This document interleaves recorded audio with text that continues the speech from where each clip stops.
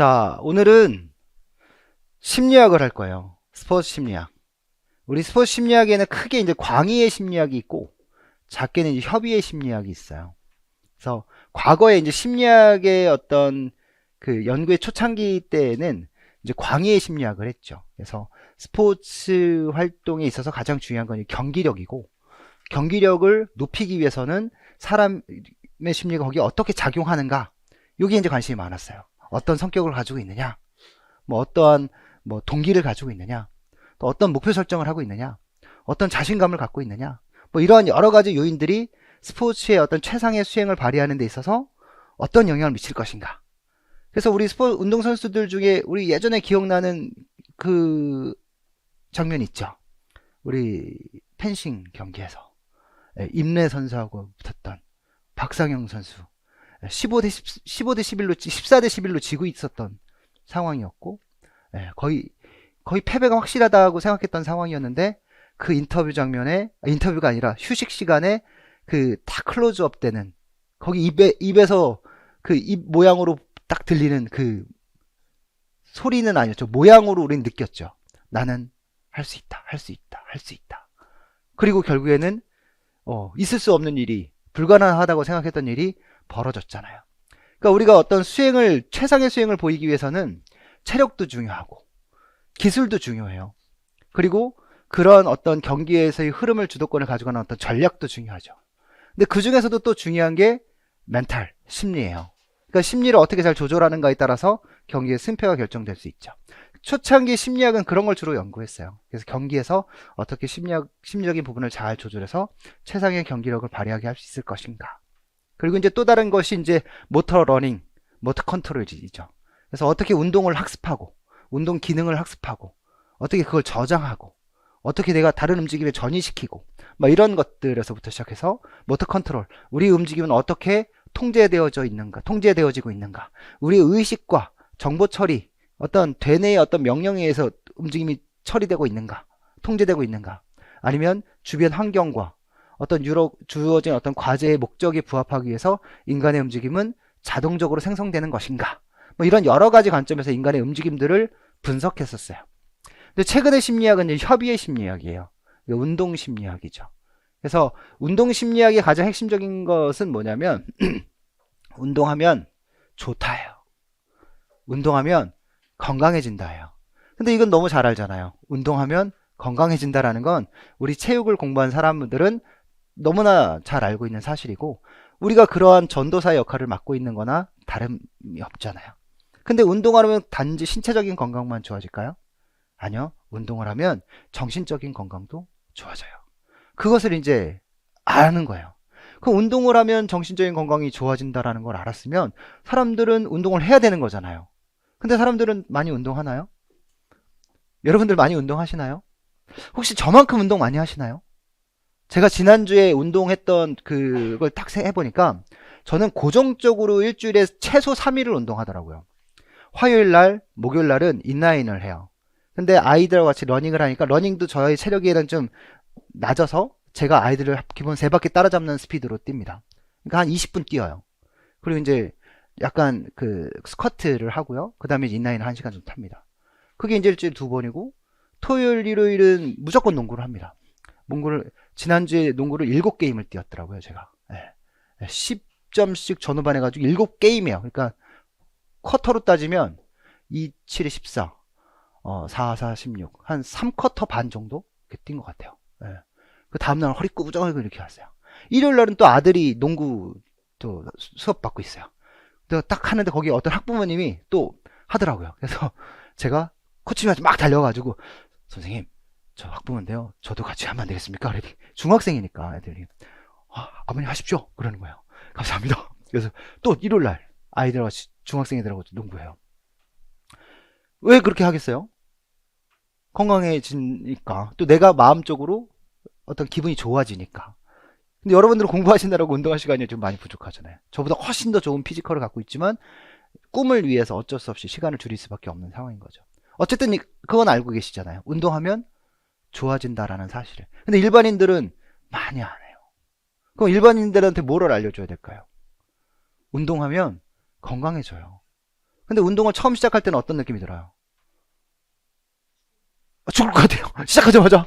맞아요. 운동하면 죽을 것 같은 거예요. 힘들어서. 일상생활보다는 높은 수준의 운동이니까. 그럼 또 하고 싶겠어요? 야, 운동 한번 더 하러 가자. 그러면 야, 죽을 것 같아. 못하겠어. 그럼 얘네들은 안 하는 거죠. 실천을 안 할 뿐더러 지속하지도 않아요.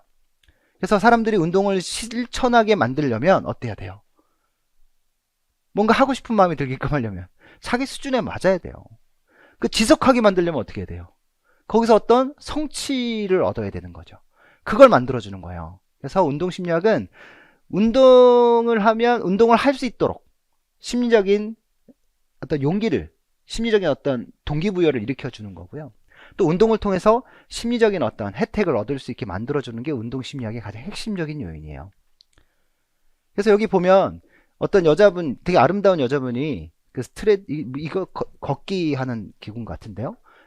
지금 헤드폰을 끼고 되게 밝은 표정으로 서 있어요. 운동하고 있어요. 행복해 보이나요? 네, 행복해 보이겠죠. 혹시 이 운동을 하러 또 올 것 같은가요? 또 오겠죠. 또 오면 어떤 표정을 짓고 있을까요? 또 저런 표정을 짓고 있을 거예요. 그러니까 행복해 보이나요? 이 삶이? 행복해 보이죠. 그러니까 이런 삶이 어디에도 영향을 미칠까요? 이런 운동하고 있을 때 이 행복감이 일상생활에도 영향을 미치겠죠. 그걸 공부하는 게 운동심리학입니다. 그래서 운동심리학을 이해하기 위해서 우리 운동심리학의 가장 기초적인 부분, 그 다음에 운동의 심리적인 효과. 그러니까 운동이 독립변이라면 심리적인 효과는 종속변인 거죠. 그러니까 운동을 하면 성격이 어때진다. 운동을 하면 우울증이 어떻게 개선된다. 운동하면 스트레스가 어떻게 개선된다. 운동을 하면 자신감이 향상된다. 운동을 하면 긍정적인 자아상이 만들어진다. 뭐 이런 얘기들을 하는 겁니다. 근데 운동 실천 이론, 어떻게 하면 운동을 실천하도록 만들 것인가에 대한 이론들이에요. 그래서 우리 뭔가 행동을 한다라는 건 뭐가 있어야 돼요? 의지와 의도가 있어야 돼요. 뭔가 의지와 의도를 만들어내려면 뭔가 그 어떤 하려고 하는 것에 대해서 긍정적인 생각을 가지고 있어야 되는 거죠. 그러니까 내가 긍정적인 생각을 가지고 있고 또 누군가가 나에게 압력을 가할 수도 있잖아요. 또는 누군가가 나에게 지지를 보낼 수도 있고 이런 여러 가지 요인들에 의해서 의도가 만들어져요. 한번 해볼까? 재훈 선생님 오늘 강의 한번 들어볼까? 라고 생각하는 의도에 강의를 통해서 내가 잘 될 것 같아 라고 열심히 공부해야지 라는 행동으로 이어지려면 뭔가 강한 임팩트가 좀 있어야 되겠죠. 그렇죠? 그 다음에 운동 실천을 어떻게 하면 더 촉진시킬 것인가? 이게 이제 이론적인 부분이든 뭐 인지적인 부분이든 어떤 행동적인 부분이든 어떤 내적 동기를 향상시키는 방법이든을 통해서 어떻게 하면 더 운동을 할 수 있도록 만들어줄 것인가에 대해서 얘기할 거예요. 자, 운동심리의 가장 기초적인 부분입니다. 되게 가볍게 라이트하게 들어도 되는 부분이거든요. 그러니까 부담 전혀 갖지 마시고요. 외워야 될 부분에 대해서는 이제 얘기를 해드릴 테니까 그 부분 정확히 잘 인지하시면 됩니다. 자, 운동심리학이단 뭐랬어요? 운동심리학이다. 운동심리니까요. 운동을 하도록 하려면 어떻게 심리적으로 처치를 해야 될까요? 또는 운동을 하면 어떻게 심리적인 혜택을 얻을 수 있을까요? 뭐 이게 가장 핵심입니다. 그래서 어떻게 하면 규칙적으로 운동하게 만들 것인가?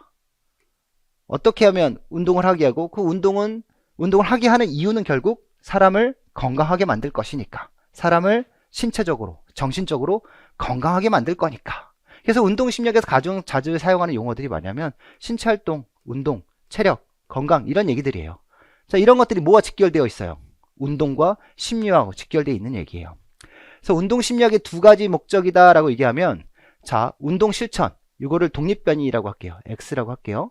심리, 정서적 변인을 종속변인 Y라고 할게요. 자, 운동을 실천하면 뭐가 좋아진다? 심리적인, 정서적인 변인들에 있어서 긍정적인 변화가 나타날 것이다 라는 것을 연구했어요. 했더니 실제로 그런 변화가 나타나는 거예요. 성격도 좋아져, 자신감도 좋아져, 자기 자신에 대한 자아인지도 되게 좋아져, 이렇게 나타난다라는 거죠. 또 두 번째는 운동 실천을 유도하고 촉진하기 위한 목적인데 운동 실천을 Y라고 합시다. 종속변이라고 합시다. 그럼 뭐를 조절해서? 어떻게 하면 심리적인 요인을 잘 조절해서 이걸 독립변이라고 하고요. 이렇게 실천하도록 만들 것이냐. 이게 이제 두 번째 관심이에요. 그러니까 한마디로 얘기해서 운동하면 정신적으로 좋아져. 정서적으로도 좋아져. 그러면 운동하면 정신적, 정서적으로 좋아지니까 운동을 지속해서 실천하게 만들도록 하자라는 거예요. 트레이너들이 여러분 헬스클럽에 딱 왔어요. 그럼 어떻게 해요? 트레이너분이 상담하죠. 상담하면서 이제 어떻게 얘기를 해요? 어, 여러분 3개월 동안 열심히 하시면 제가 살을 발라버리겠습니다. 뼈다귀만 남겨드리겠습니다. 이렇게 한단 말이에요. 그럼 이건 뭐예요? 꾸준하게 하세요. 꾸준하게 열심히 운동하시다 보면 분명히 신체적인 혜택, 원하고자 하는 몸매를 얻을 수 있을 겁니다. 뭐 얘기를 하겠죠. 자, 운동 심리학의 연구의 시초인데요. 뭐 이런 것들은 이제 과거 역사적인 부분이라서 우리 임용에는 나오지는 않는 부분입니다. 근데 그 중에 이제 운동 심리학의 가장 대표적인 공헌자라고 얘기한다면 모건하고 보그 같은 사람이에요. 그러니까 모건은 이제 그 심리적인 요인을 분석함에 있어서 여러 가지 범주를 만들었어요. 그래서 긴장, 우울, 불안, 활력, 피로, 혼란, 이 6개의 범주를 만들었어요. 그래서 긴장감 보세요. 좋은지 안 좋은지 얘기해 보세요. 긴장 좋아요, 안 좋아요? 우리가 이제 긍정적인 부정적인 요인이야 따져본다면 부정적인 것이 우울, 불안, 피로, 혼란, 부정적이죠. 근데 활력은 긍정적이죠. 그래서 이런 6가지 범주 중에 긴장, 우울, 불안, 피로, 혼동은 운동하는 사람들에겐 좀 낮게 나타난대요. 근데 활력은 운동하는 사람들에게 높게 나타난다는 거죠. 그러니까 일반인들하고 비교해봐서 운동하는 사람들을 봤더니 활력이 높게 나타나는 거예요. 그러니까 운동하는 사람들은 주로 이제 일상에서 어떤 모습이야? 되게 활력이 넘치는 모습이란 말이에요. 그러니까 체육학과를 졸업한 저 같은 경우에 대학을 졸업하고 저는 이제 군대 제대하고 ROTC 제대하고 나서 이제 사회 진출할 때 그 ROTC 제대할 때쯤에 그 회사에서 이렇게 와요. 취업 이제 박람회처럼. 근데 저희 선배들은 IMF 전이라서 막 되게 대기업에서 많이 왔거든요. 근데 저희 때는 온 데가 주로 보험회사에서 많이 왔어요. 보험회사에서. 보험회사에서 왜 이렇게 많이 올까? 근데 와서 이제 상담을 받아보면 이제 체육학과라 그러니까 되게 좋아하는 거예요. 야, 그래, 너 좋다! 막 그러는 거예요. 저를 왜 좋아하시나요? 그랬더니, 야, 너네 활력 있잖아. 너네 파이팅 넘치잖아. 이러는 거예요. 그러니까 운동한 사람들에게는 그런 특징이 보인다는 거죠. 네. 봅시다. 운동의 효과. 좀 전에 얘기했던 말 그대로인데요. 우리가 규칙적으로 운동을 하면, 운동을 실천하면 건강해진다라고 얘기했죠. 우리 몸에 여러 가지 계통에 있어서 긍정적인 효과가 있대요. 우리 생리학을 공부했던 것처럼 생리학에 우리 여러 가지 시스템이 있었죠. 뭐 있었죠? 근육계도 있었고, 신경계도 있었고, 순환계도 있었고, 호흡계도 있었고, 내분비계도 있었고, 뭐 에너지계도 있었죠. 그러면 이제 운동을 하면 근육이 어때진대요? 지구성 운동을 하면 근육이 ST 섬유, 지근 섬유가 발달할 거고, 그쵸? 우리 근력 운동을 하면, 순발성 운동을 하면 속근 섬유, FT 섬유가 발달할 거고, 어쨌든 근육이 단단해지고 커진다는 거잖아요. 골밀도가, 근육의 밀도가 발달하고, 그 뼈는 어떨까요? 뼈는 더 단단해지겠죠. 칼슘을 축적하고 밀도가 높아질 겁니다. 그쵸? 심장은 어떻게 변화가 되나요? 우리 지구성 운동하면 심장이 커져요. 순발성 운동하든. 근데 지구성 운동하면 심장이 공간이 넓어졌고요. 순발성 운동을 하면 심근의 두께가 두꺼워졌어요. 그래서 이런 스포츠 심장이 된 거죠. 이게 좋아지면 어떤 기능적 변화가 나타나요? 심장이 한 번 뛸 때 내뱉는 혈액량이 많아지죠. 일회박출량이 많아져요. 동일한 강도의 운동을 한다고 생각한다면 심장의 심박수는 줄어들어요. 효율적인 거죠. 적은 심박수로도 동일한 혈액을 보내줄 수 있어요. 힘들어요, 안 힘들어요? 안 힘들죠. 심장이 100번 뛰던 사람과 심장이 60번 뛰던 사람 비교하면 누가 더 안 힘든 거예요? 60번 뛰던 사람이 안 힘든 거죠. 그러니까 나는 어때요? 그 운동이 100번 뛸 때는 아씨 죽을 것 같아. 근데 60번 뛸 때는 뭐 이 정도쯤 뭐 그냥 껌이지 이렇게 생각하고 뛴단 말이에요. 그쵸? 폐는 어때요? 폐역사는 폐포 수도 증가할 거고 폐 모세혈관도 증가하겠죠. 그러니까 경계면의 면적이 넓어지니까 가스의 확산이 잘 이루어지겠죠. 산소가 잘 확산되어져 몸으로 들어올 거고 이산화탄소가 잘 확산되어져 체외로 배출되겠죠. 그러니까 산소를 공급하는 능력이 좋아지니까 몸은 나의 몸을 힘들게 하는 무산소 대사에 대한 의존도를 낮추고 내 몸을 편안하게 하는 유산소 대사에 대한 의존을, 그러니까 이용을 빨리 할 수 있게 만들어주죠. 그러니까 편해요, 안 편해요? 편하단 말이에요. 고밀도 콜레스테롤, HDL도 증가하죠. 제가 지금 당뇨가 있고 약간 고지혈증 있다 그랬잖아요. 이 나이 되면 다 와요, 여러분들도. 근데 지금 LDL이 좀 높은 수치예요. HDL은 좀 낮은 수치고. 요즘 운동 빡시게 하고 있거든요. HDL 좀 높아지고 있고요. 혈액 아주 잘 흘러가고 있습니다. 배 쏙 들어간 것 같지 않습니까? 확실하게 관심이 있어야지. 뭐 내가 들어간지 안 들어간지. 그렇죠. 들어가고요. 상 줄게. 이런 변화들이 나타난다는 거죠. 그럼 운동은 건강에 분명히 혜택이 있네요. 해야죠, 그러면. 해야죠. 그게 여기에서 말하는 핵심이에요. 그래서 운동은 건강에 주는 혜택의 상관관계. 우리 상관관계란 뭐예요? X축, Y축이라고 얘기합니다. 독립변인, 어떠한 요인의 변화에 따른 다른 한 요인의 변화가 어떠한 관계를 이루고 있느냐인데, 그 관계가 만약에 1이다 라고 얘기한다면 그 상관은 아주 높다라는 거예요. 근데 보통은 이제 1, 1이라는 상관이 아니라 뭐 한 0.7 또는 0.8 정도 이렇게 나온다고 해도 꽤 상관이 있어요, 이렇게 얘기한단 말이에요. 근데 운동해주는 건강 혜택은 운동이라는 걸 독립변인에 놓고 건강이라는 걸 종속변인에 놓으면 그 상관이 거의 1이래요. 1이라는 건 뭐예요? 운동을 하면 무조건 뭐 한다는 거예요? 건강해진다라는 거예요. 그러니까 거의 인과관계 수준이다라는 거죠. 그럼 얘기해도 되죠? 운동하면 건강해져. 운동하면 장수해라는 말은 좀 하기 어렵지만 어쨌든 운동을 하면 건강한 삶을 살 수 있어 라는 말은 누구에게나 인과관계처럼 들리는 얘기다란 말이에요. 그쵸? 그러면 안 할 이유가 없는 거잖아요. 근데 안 하는 이유가 있잖아요. 왜 안 해요? 귀찮아서, 힘들어서. 그쵸? 네. 그러니까 유산소 운동과 근력 운동 효과 이런 거 비교해 보니까 보통 우리 유산소 운동은 이제 조깅, 러닝 뭐 이런 거 많이 하잖아요. 유산소 운동은 뭐가 좋아져요? 혈관계가 좋아져. 폐도 좋아지고 근육보다는 이제 순환 계통에 좋아지죠. 혈액 순환을 좋게 만들어주고. 근력 운동하면 뭐가 좋아져요? 근육 힘 빵빵해지죠. 그리고 이제 뭐가 근육량이 늘어나니까 뭐가 늘어나요? 기초대사량이 늘어나요. 그쵸? 그래서 동일한 음식을 섭취해도 기초대사량이 높은 사람이 소비한 열량이 많기 때문에 살이 덜 찐다라고 얘기했죠. 그쵸? 당뇨병과 관계가 있는 글루코스 대사의 여러 지표에서 두 운동 방법이 모두 효과 있었다. 그러니까 둘 다 뭘 이용하기 때문에 유산소 운동도 당을 이용하고 글루코스를 이용하고 순발성 운동, 근력 운동도 당을 이용하는 운동이니 어쨌든 운동을 하면 당을 흡수할 수 있는 능력이 좋아지고 당뇨병은 뭐야? 당을 흡수하지 못해서 생기는 병인데 운동을 하면 당을 흡수할 수 있게 된다는 거죠.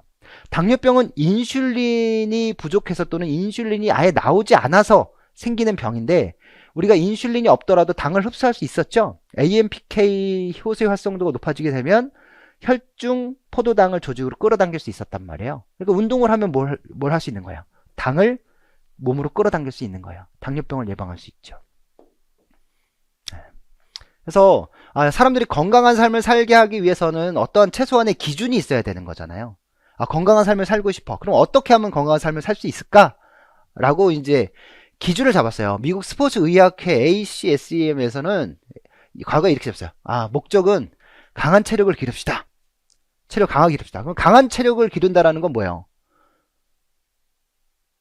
제가 덩크슛을 목표로 한다 그랬잖아요. 솔직히 덩크슛은 말이 안 되고 림을 잡는 걸 이제 꿈으로 이제 삼고 있는 이 나이 50에 림을 잡고 싶은 거예요.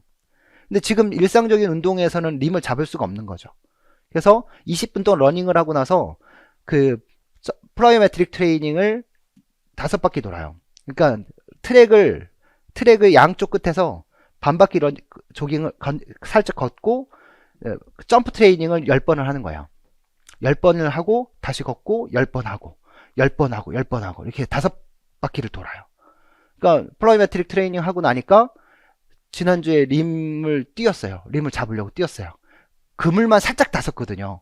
근데 그 림에 한 3cm 모자라는 거예요. 우와! 이렇게 빨리? 벌써? 막 이런 느낌이 오는 거죠. 네. 근데 그런 운동을 하려면 전 어때야 돼요? 점프를 해야 되고 내 몸을 들어 올려야 되니까 강한 체력을 기르는 것을 목표로 운동을 했단 말이에요. 강도가 높게 했겠죠? 운동 시간도 이런 운동을 하려면 최소 20분 이상 연속적으로 해야 된대요. 쉬지 말고. 그렇죠? 유산소 운동, 주당 3에서 5일이고 강도 높은 운동인데 최대 산소 섭취 수준의 한 60에서 80% 수준이래요. 이 정도면 거의 역치 이상의 운동 강도거든요. 그쵸? 근데 이렇게 했더니 어떻겠어요? 역치 이상의 운동이거든요. 60에서 80%면 뭐 역치가 아닐 수도 있지만 역치. 우리 역치가 뭐였었죠? 최소 수준? 어떤 변화의 변곡점이 되는 수준. 그럼 우리가 유산소 운동에서 어떤 운동? 무산소 운동을 가름하는 어떤 기준선이다? 근육을 써도 ST 섬유를 많이 쓰다가 FT 섬유를 많이 쓰는 그 기준점이다? 뭐가 많이 축적되는 시점이다? 젖산이 많이 축적되는 시점이다. 이게 뭐예요? 젖산이 많이 축적되면 몸이 산성화되고 피곤해진다. 그럼 몸이 힘들어진다. 지친다. 뭐 이런 거잖아요. 이거 당연히 지치는 거예요. 그럼 누가 하겠어요, 이거? 그 운동선수들이야 뭐 당연히 이걸 즐거움으로 생각했을 텐데 일반인들은 안 하는 거죠. 힘들어. 또 그걸 느끼라고? 그래서 바꿨어요. 그래서 미국 질병통제예방센터, 우리 코로나 때 CDC 얘기 되게 많이 들었을 거예요. 이게 질병통제예방센터 CDC거든요. 그래서 미국 스포츠의학회하고 공동으로 가이드라인을 만들었어요. 이런 식으로 하면 사람들이 운동 안 해요. 그래서 강한 체력을 기르는 것보다는 일반인들의 뭘 증진하는 거, 건강 증진이 주목지역이에요. 그러니까 체력을 기르려면 강도 높은 운동을 해야 되는데 건강 증진이 뭐지? 강도는 좀 어떻게 하라? 낮춰라. 그리고 20분 이상 운동하는 거 어렵다. 그러니까 운동 시간을 좀 줄여라. 대신 빈도는 늘려라. 라는 거예요. 그래서 운동 강도를 낮추고 운동 빈도를 늘리는 거예요. 그러니까 빈도를 늘린다는 게 이런 거죠. 20분을 한 번에 20분 뛰는 거예요. 근데 그게 아니라 나 오늘 출근할 때 걸어서 10분 걸어가면 되고 퇴근할 때 10분 걸어오면 되니까 걸어서 10분 갔어. 그리고 또 걸어서 10분 왔어요. 근데 아침에 했고 저녁에 한 거잖아요. 어쨌든 누적하면 몇 분 한 거예요? 2번 했고 20번 한 거예요. 20분 한 거예요. 그러니까 아까는 한 번이지만 얘는 2번이니까 빈도는 2번으로 늘었고 시간은 20분 했잖아요. 그럼 문제될 거 없는 거죠. 그리고 평상시 일반적인 일상생활의 수준도 다 운동으로 치는 거예요. 그럼 사람들은 당연히 자연스럽게 운동을 하겠죠. 네. 빠르게 걷기 강도의 모든 운동 정도를 다 운동으로 포함시키는 거예요. 그리고 주당 4일에서 5일 횟수를 늘렸죠. 3, 5일에서 4에서 7일이고 가능하면 매일 했으면 좋겠고 3에서 6매트인데 우리 매트가 뭐였었죠? 대사당량이라고 얘기했는데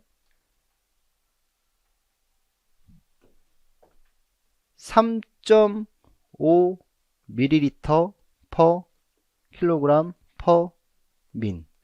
분당 1kg의 신체 조직이 소비한 산소량이 3.5L다 라고 얘기했어요.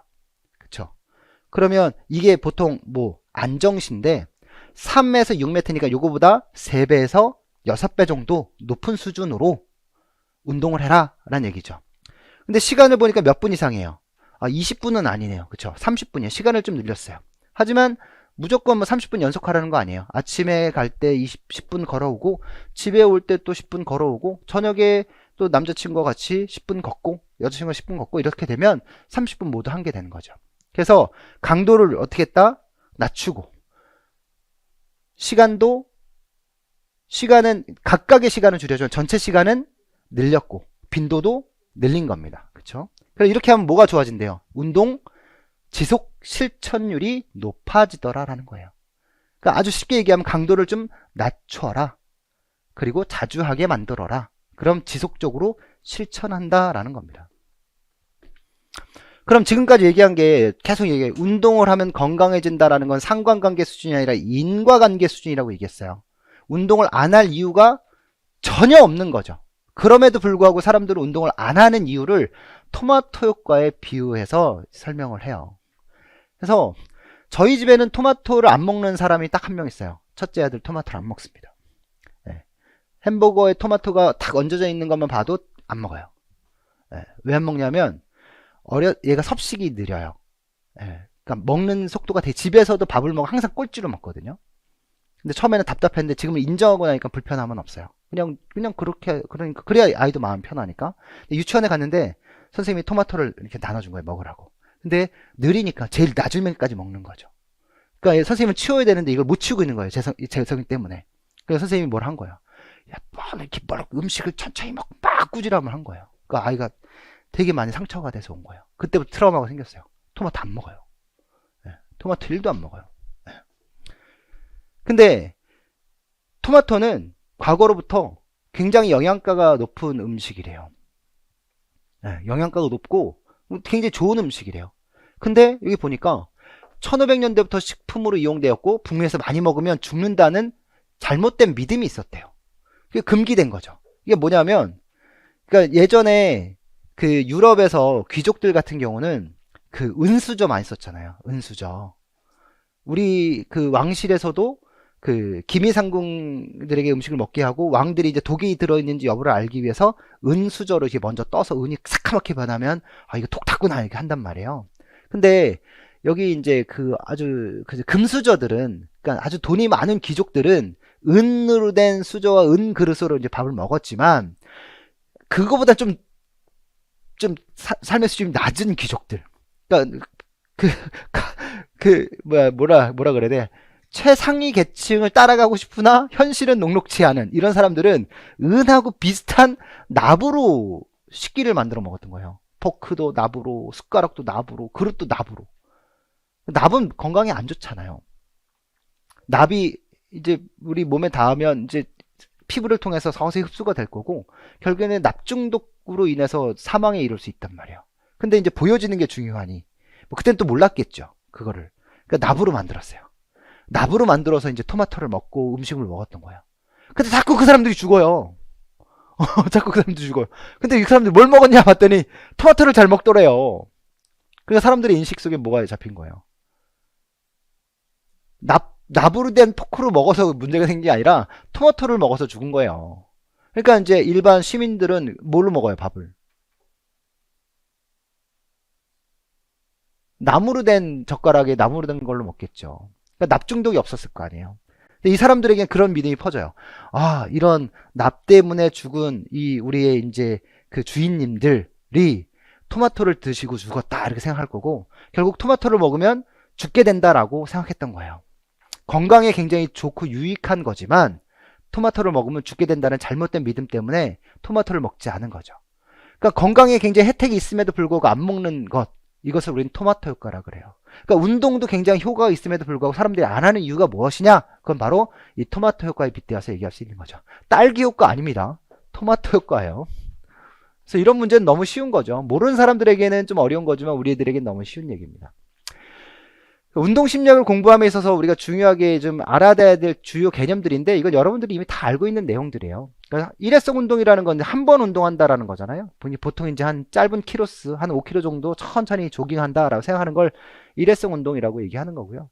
장기간 운동한다라고 얘기한다면 최소한 몇 주에서 몇 개월 정도 기간을 두고 운동하는 걸 우리는 장기간 운동한다라고 얘기하죠. 그래서 일회성 운동에 따른 변화는 어떤 자극에 따라서 우리 몸이 어떻게 반응할 것인가에 대한 얘기일 거고요. 좀 장기간의 운동이라고 얘기한다면 거기에 뭐가 어댑테이션, 적응이 일어난 거죠. 그렇죠? 네. 체력. 우리가 여러분들 체력 다 좋으시잖아요. 그러니까 이제 아주 최정점에 이를 시기죠. 여러분들 나이는 이제 한 20대 중후반 때, 이제 30대부터 꺾입니다. 계란 한 판 되면 꺾입니다. 그러시죠? 몸이 느껴져요. 네, 계란 한 판에서 이제 40대 되면 톡 꺾입니다. 50대 되면 일어나는 것도 힘들어요. 예. 그래서 한번 일어나면 잘 안 앉으려고 그래요. 힘들어서. 농담입니다. 그 다음 건강 관련 체력. 우리 심폐지구력, 근력, 근지구력, 유연성, 뭐 신체 성분, 이제 체지방량에 대한 얘기들인데 그 중에서 우리 건강 관련 체력하면 가장 중요한 게 여기서 하나 꼽자면 뭐가 될까요? 심폐지구력이 되겠죠. 그래서 나이가 들수록 이제 조깅 같은 거 많이 하는 겁니다. 그 다음 운동 관련 체력. 이제 운동 기능적인 부분인데 여러분들 민첩성은 뭡니까? 빠르게 방향을 전환할 수 있는 능력인가요? 평형성은? 균형을 잡는 능력. 그러면 협응력은? 조화로움. 그렇죠.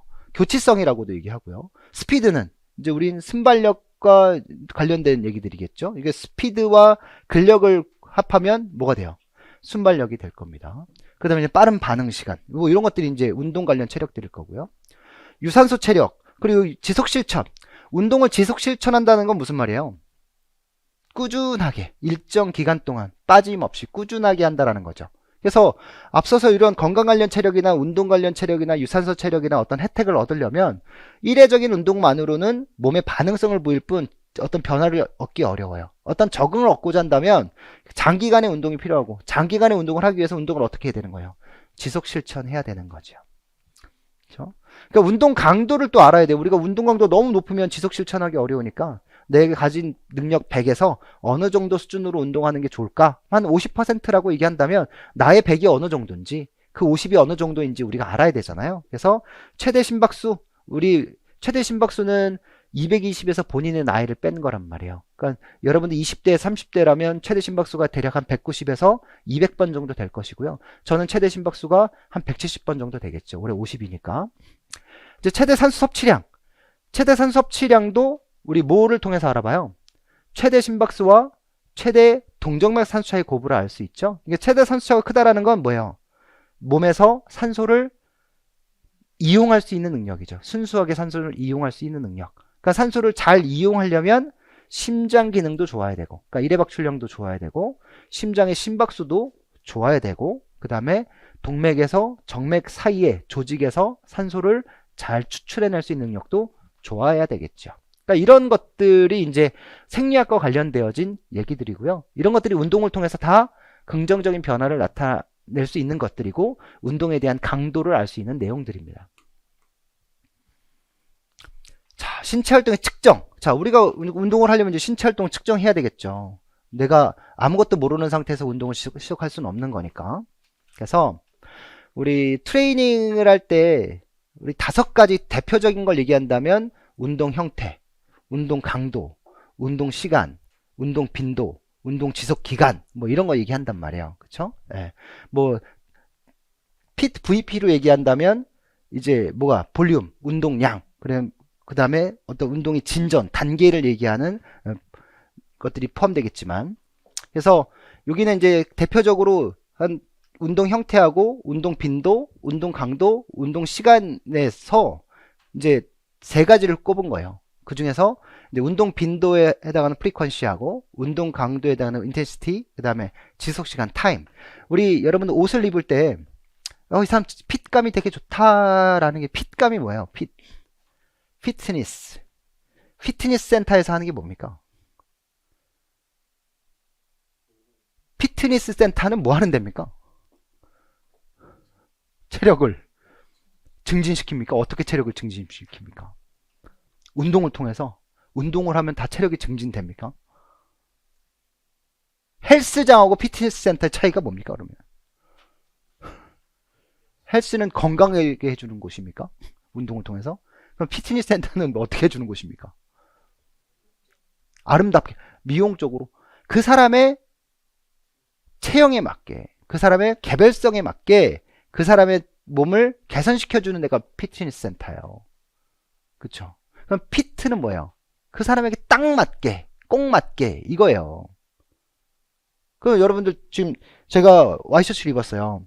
혹시 여러분 제 와이셔츠 중에 예전엔 항상 그것만 입었는데 지금 돈이 없어가지고 옷을 못 사 입었어요.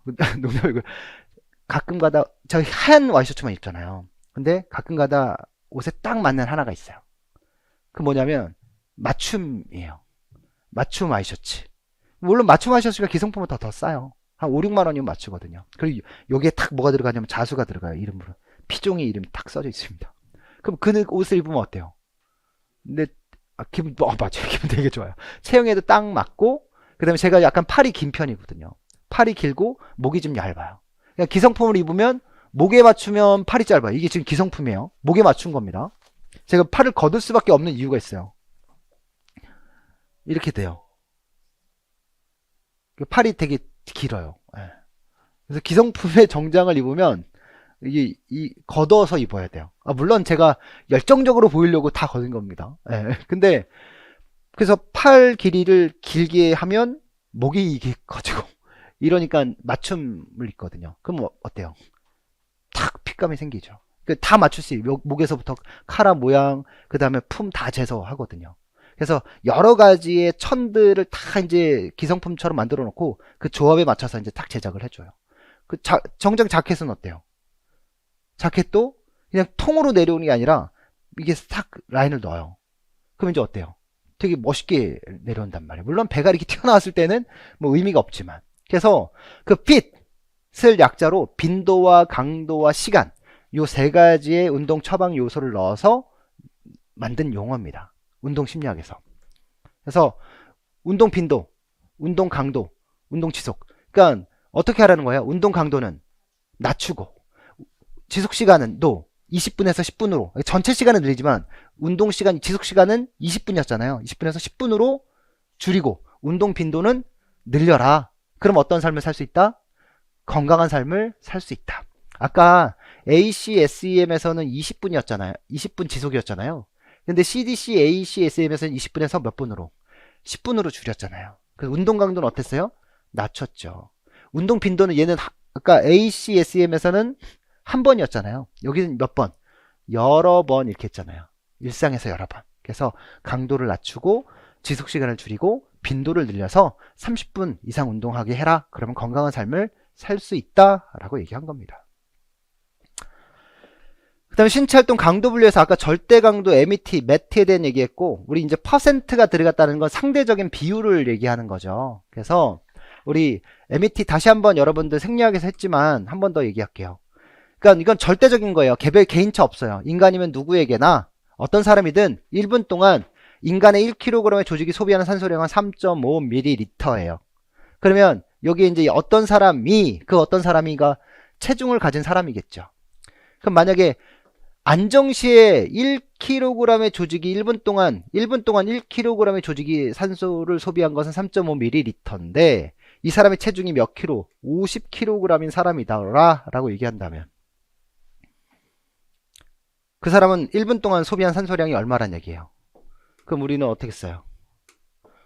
1매트는 안정시를 얘기하는 거고 이것은 3.5ml per kg per min인데 이 사람이 50kg의 체중을 가진 사람이야 라고 얘기한다면 몇이 되는 거예요? 175요? 175ml의 산소를 몇 분 동안? 1분 동안 소비한다는 얘기죠. 이 사람은 안정시에 50kg의 체중을 가진 사람은 안정시에 175ml의 산소를 소비하는구나. 그럼 이 사람이 몇 분 동안 있으면 한 10, 그래, 우리 이제 아까 했으니까 한 10분 동안 휴식을 취하고 있다면 소비한 산소량은 얼마가 되겠어요? 10분 동안 있었으니까 1750ml의 산소를 소비한다는 거죠. 언제? 안정시에. 그럼 안정시보다 조금 더 센 운동? 가볍게 일어나서 걸어보세요 라고 얘기한다면 그게 한 2m가 되더라. 2m가 얘기하면 몇이에요? 3.5가 아니라 7ml per kg per min이 되겠죠. 그쵸? 그러니까 50kg의 조직이 2m의 운동, 즉 가벼운 걷기 운동을 하게 된다면 1분 동안 소비한 산소량은 175가 아니라 350ml가 될 거고 10분 동안 걷게 된다면 3500ml의 산소를 소비하게 된다는 거야. 조금 빠르게 뛰어봐. 좀 강하게 뛰어보자. 파이팅 넘치게 해보자. 그래서 10m의 운동을 한다. 10m의 운동을 한다라고 얘기한다면 여기 10배죠? 몇 리터요? 35ml per kg per min이 될 거고요. 50kg의 조직을 가진 사람이라면 1750이 아니라 175가 아니라 1750ml의 산소를 소비할 거예요. 분당. 그리고 10분 동안 그렇게 뛰었다면 17,500ml의 산소를 소비했겠죠. 그쵸? 물론 그렇게 10분 동안 지속하지도 못할 거예요. 10m의 운동 강도라면. 그래서 이게 높아질수록 우리는 운동 강도가 점점 높아지는 걸 얘기했고요. 그래서 이 안정시는 언제나 있는 거니까 언제나 이렇게 딱 해주고 위에서부터가 순수하게 운동에 쓴 에너지량, 산소 소비량이 되겠죠. 그래서 매트는 운동 강도를 나타내는 개념일 뿐 운동 지속 시간이나 운동 빈도와는 관계가 없다. 그쵸? 그러니까 얘는 강도만 얘기할 뿐이에요. 여기 선생님 시간 10분 했잖아요. 시간을 했을 때 곱해주는 거고 그냥 어느 정도의 운동 강도이구나 라는 것만 알려주는 겁니다. 그 다음 상대 강도. 이거는 개인차를 고려하는 게 아니죠. 근데 이거는 개인차를 고려하는 거예요. 상대적인 운동 강도는. 나의 100에서 몇 %니까. 그래서 VO2 max, 최대 산소 섭취량, 내가 가진 최대 산소 섭취량의 100에서 한 70% 정도라고 한다 라고 얘기한다면 내가 최대 산소 섭취 능력이 뭐 100인데 그 중에 나는 70% 수준으로 운동을 하겠다 라고 얘기한다면 그 나의 70인 거죠. 나의 100은 120인데 120에 70은 몇이에요? 7은 74, 84네요. 그러니까 절대치가 다르죠. 그러니까 내가 가진 신체적 능력 수준에 어느 정도 수준에 해당하는 운동 강도인가, 이 상대적인 강도를 가지고 얘기하는 겁니다. 허트레이트 맥스, 그러니까 내가 심박수죠. 내가 가진 최대 심박수에서 몇 퍼센트에 해당하는 운동 강도인가, 이런 걸 가지고 이제 나의 체력에 맞는 운동 강도를 설정할 거예요. 그러니까 여러분들은 운동을 하실 때 최대 산소 섭취 수준의 한 80% 정도 수준의 운동을 하신다면 저한테 80% 수준은 너무나 힘든 강도일 수도 있어요. 그래서 저는 한 최대 100에서 한 60% 수준으로 운동을 해야 됩니다. 최대 심박수를 얘기할 때도 여러분들은 200번에 한 80% 팔이 160번 정도 뛰는 거는 운동 괜찮은데 만약에 저를 가지고 얘기한다면 저는 최대 심박수가 몇이에요? 170인데 160번 뛰는 운동 한다라고 얘기한다면 여러분들 이건 몇 퍼센트였어요? 80%였잖아요. 이건 저한테 몇 퍼센트예요? 거의 한 95%를 상회하는 그런 수준일 거란 말이에요. 그러니까 저는 어때요? 죽을 것 같겠죠. 그쵸? 그래서 최대 산소 섭취라는 건 최대 심박수는 연령이나 체력 수준에 따라 차이가 있기 때문에 이를 기준으로 몇 퍼센트인가를 표시하는 방법이다. 그러니까 제 나이에 맞춰서. 그러니까 여러분들의 80이 160이면 저의 80%를 따진다면 몇으로 해야 돼요? 8, 1은 8, 8, 7, 56, 한 136회 정도의 심박수를 가진 운동을 하는 게 저한테는 적절한 거죠. 신체 활동을 측정하는 방법인데요. 이게 질문지를 이용해서 신체 활동을 어느 정도로 하고 있는지 측정하는 방법이에요. 그래서 여러분 이제 건강검진 같은 거 받으시면 매년마다 이제 문진표로 물어보거든요. 그래서 병원에 가서 할 수도 있지만 요즘에는 어플로 다 다운받아서 병원에 오시기 전에 문진에 대한 답을 먼저 하고 가요. 그럼 하고 가면 이제 다 입력이 돼 있고요. 그냥 가볍게 실제로 검사 받아야 될 것만 검사 받으면 되거든요. 그래서 뭘 물어보냐면 음주량, 뭐 담배, 흡연량, 그 다음에 일주일에 운동을 몇 회 하고 있는지, 뭐 지구성 운동을 얼마나 하는지, 근력 운동을 얼마나 하는지 이런 걸 다 물어봐요. 그다음에 주간적 운동 강도 척도인데 아까 모건이라는 사람이 나왔고 보그라고 하는 사람이 나왔었거든요. 이게 보그가 만든 게 이제 운동 자각도, 주간적 운동 강도 척도예요. 그러니까 뭐냐면 운동 강도를 조금 전에 얘기했잖아요. 운동 강도. 그래서 뭐 나왔었냐면 매트가 있었어요. 그죠? 절대적 운동 강도인 매트가 있었고 퍼센트 VO2 맥스가 있었어요. 그쵸? 그 다음에 퍼센트 허트레이트 맥스가 나왔어요. 예. 최대 심박수 이런 게 나왔단 말이에요. 그러니까 이거는 좀 객관적인 거예요. 어떤 검사를 통해서 이렇게 알아봐야 되는 거죠. 그쵸? 이제 실제로 공기가 들어가고 나가는 걸 측정해 봐야 되고 심장이 뛰는 것들을 알아봐야 되고 다 이제 객관적인 어떤 측정 도구를 이건 측정해 본 거란 말이에요. 근데 이건 객관적이잖아요. 객관적. 근데 여기 뭐라고 써있어요? 주관적. 그러니까 뭐예요? 본인이 느끼기에, 내가 느끼기에 운동 강도 어떻다, 힘들다 라고 생각하면 그 정도에서 심박수가 어느 정도인지. 그러니까 최대를 죽기 일보 직전이다 라고 느낀다면 자신의 본인의 나이가 20이었어요. 20살이에요. 그럼 최대 심박수가 몇이에요? 200번이잖아요. 근데 그 죽기 직전이야 막 이렇게 하면 그 느낌 오면 200번 뛴 거야. 이렇게 생각하는 거예요. 힘들어요 라고 생각하면 한 130번 정도 요정 뛰면 이제 힘들어요 라는 느낌이 오는 거거든요. 사람들한테. 지금 운동할 때 느낌이 어떻습니까? 물어보면 힘듭니다. 그럼 130번 정도 뛰는 겁니다. 이렇게 주관적으로 알아보는 방법이에요. 운동 자각도는. 그래서 운동을 어떻게 스스로 지각하는 거죠. 뭐를 가지고? 객관적인 기준으로 아니면 주관적인 기준으로? 주관적인 기준으로. 그래서 사람마다 다 다르겠죠? 어떤 사람은 160번 뛰는데 할만해요 라고 생각하는 사람도 있고 어떤 사람은 줄 것 같아요 라고 얘기하는 사람도 있겠죠. 그건 자신의 체력 수준에 따라서 다르게 느낄 겁니다. 운동 일지 기록하기도 하죠. 제 제자 중에 그 한준혁하고 했다는 친구 있잖아요. 저기 교원대 후들 잘 들어. 농구 잘하는데 요즘 학교에서 오늘 너무 웃긴 걸 써놔가지고 요즘 그 상록숲에 무슨 농구대회가 있나봐요. 농구대회 나가서 지금 하고 있는데 지난번에 3점 슛을 8개 넣었더라고요. 게임 중에. 그래서 농구를 굉장히 잘하는데 얘는 이제 아마 한 단계 좀 업그레이드 시키고 싶은가 봐요. 스쿼트를 막 하더라고요. 스쿼트 막 하고 그 영상을 올렸어요. 제가 페이스북 이제 친구니까 올렸어. 그러더니 뒤에 맨 뒷줄에 뭘 써놨냐면 오늘은 오래간만에 하체 운동을 했다. 그런데 슛이 안 들어가서 기분이 안 좋다. 이렇게 써놓은 거예요. 그러니까 체력을 확 늘렸는데 어쨌든 이제 근력을 늘리다 보니 이제 몸에 좀 피로감이 왔고 슛감은 좀 떨어졌겠죠. 근데 그런 걸 이제 뭐 페이스북에 이렇게 일지로 기록하는 거예요. 그러니까 이런 여러분들 공부할 때 우리 지난 합격자 발표하러 왔을 때 선생님들이 그거 했잖아요. 진하게 표시된 날은 ALT가 많은 날이고, 네, 연하게 표시된 공부 안 한 날이고. 여러분들도 하고 계신가요? 하고 계신가요? 그러면 또 내년에 오셔가지고 또 다음 선생님 여기다가 착 넣고서 이때는 제가 좀 피곤했습니다. 근데 이때는 탄력 받아서 진짜 열심히 했습니다. 이게 또 이렇게 하실 거예요 아마. 그런 것도 있고요. 뭐 가속도계, 심박수계 뭐 이런 걸 이용해서 뭐 이거는 이제 스마트워치.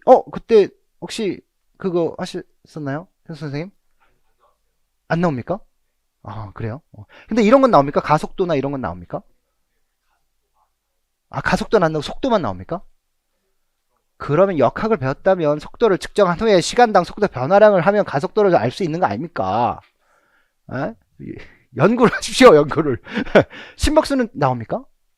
그때그때 측정됩니까? 제 거는 갤럭시 옛날 거라서 이게 바로바로 반응이 안 오더라고요. 한참 기다려. 난 지금 죽을 것 같은데 얘는 막 지금 60번, 70번 뛰고 있고 막 이래요. 이거 좀 센서가 느린가 봐. 한 1분 동안 뭐 계속 했는지 좀 다른가 봐요. 뭐 이런 것들을 통해서 이제 자신의 그 심박수나 이런 걸 통해서 신체 활동이 어떻게 이루어지는가를 측정할 수 있겠죠. 보수계 이용해서 우리 보폭과 보수, 속도 이런 걸 측정할 수 있었죠. 그 다음에 행동 관찰, 뭐 간접 열량 측정을 통해서 우리가 이제 에너지 소비량을 추정할 수 있는 방법이고, 이게 산소 섭취와 이산화탄소 배출을 통해서 에너지 소비 수준을 우리가 알 수도 있겠죠. 뭐 이런 것들. 그래서 앞서 얘기했던 운동 강도 중에 이제 주관적 운동 강도 척도에 대한 얘기인데, 여기 보면 여기 이제 요런 거 의미가 없어요. 그냥 이거 뭐다, 운동 강도를 뭘로 알아본다. 자신의 주관적인 생각으로 알아보는 거예요. 그래서 여기 보면 운동을 하는데 오늘 좀 강한데? 좀 빡신데? 뭐 이런 정도 수준인 거죠. 이게 0에서 10까지 이렇게 수치로 만들어 놓은 건데, 우리 최초의 자극도는 이렇게 만들었어요. 오늘 좀 힘든데? 그러면 여기 15에 곱하기 10을 하는 거예요. 그럼 심박수가 150번 뛰는 거죠. 오늘 아주 힘들어 죽을 것 같은데? 그럼 심박수가 190번 뛰는 거예요. 그래서 이거를 66에서부터 20까지, 그러니까 60번 뛰는 거에서 200번 뛰는 것까지 심박수 이렇게 해놨다가 이제는 수치를 0에서 10까지의 수치로 이제 수정해 놓은 겁니다. 그래서 가장 일반적으로 많이 얘기하는 게 이거예요.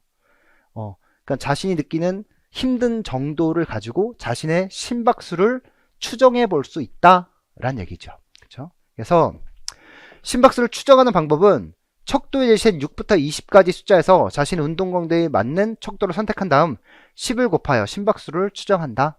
그러니까 여기 뭐 한다는 거예요? 약간 힘들다 곱하기 뭐라는 거예요? 10. 그럼 몇 번 뛰고 있다? 심장은 130번 뛰고 있다. 그 정도의 강도의 운동이다. 그쵸?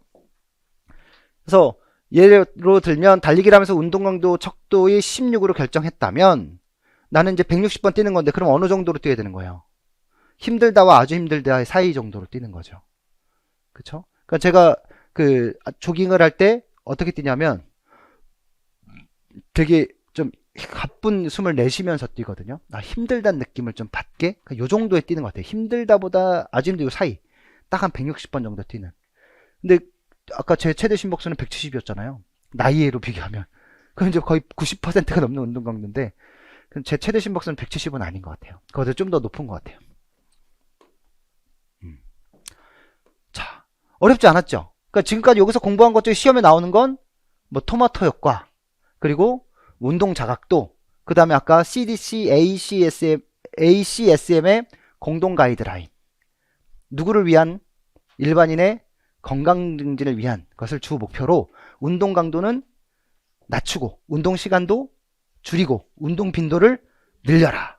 한 번 운동할 때 20분 하던 걸 10분씩 누적해서 몇 분? 30분 정도 운동을 하게 되면 운동 지속 실천율은 높아진다. 이게 가장 핵심적인 얘기예요. 그러니까 어려운 얘기는 하나도 없죠. 되게 쉬운 얘기들이었어요. 자, 그러면 쉬었다가 하겠습니다.